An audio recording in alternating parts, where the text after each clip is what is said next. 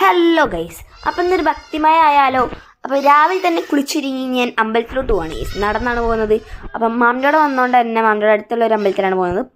പുളിയക്കാട് ശ്രീ മഹാദേവ ക്ഷേത്രത്തിലാണ്. അപ്പോൾ അമ്മമ്മയും ഞാനും കൂടെയാണ് പോകുന്നത്.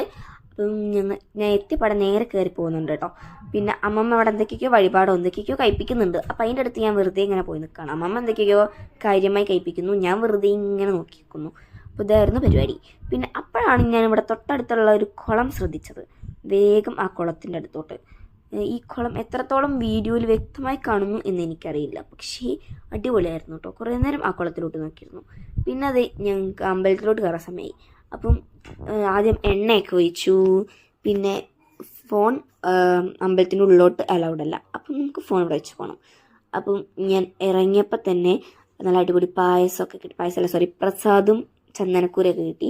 ഞാൻ കൂറി തൊട്ടതാണ്, എന്നിട്ടും ഞാൻ എന്തിനാണ് തുടർന്നതെന്ന് വെച്ചാൽ വീഡിയോയ്ക്ക് വേണ്ടി ഒന്ന് ചെയ്തതാണ് കേട്ടോ. അപ്പം എന്തായാലേ അഭിനയം. അപ്പം നേരെ ഞാൻ ഇറങ്ങി വന്നു. പിന്നെ അമ്പലത്തിൽ നിന്ന് ഇറങ്ങി ഞങ്ങൾ നേരെ വീട്ടിലോട്ട് പോവാണ്. പിന്നെ ഞാൻ കുറേ കോപ്രായ വീഡിയോകൾ ഇതിലെടുത്ത് വെച്ചിട്ടുണ്ട്. അത് ഞാൻ അവസാനം ഇവിടെ ക്ലിപ്പ് ചെയ്തിട്ടുണ്ട്. അപ്പോൾ അത് ഒരു നല്ല അടിപൊളി വെയിലായിരുന്നു ഗൈസ്.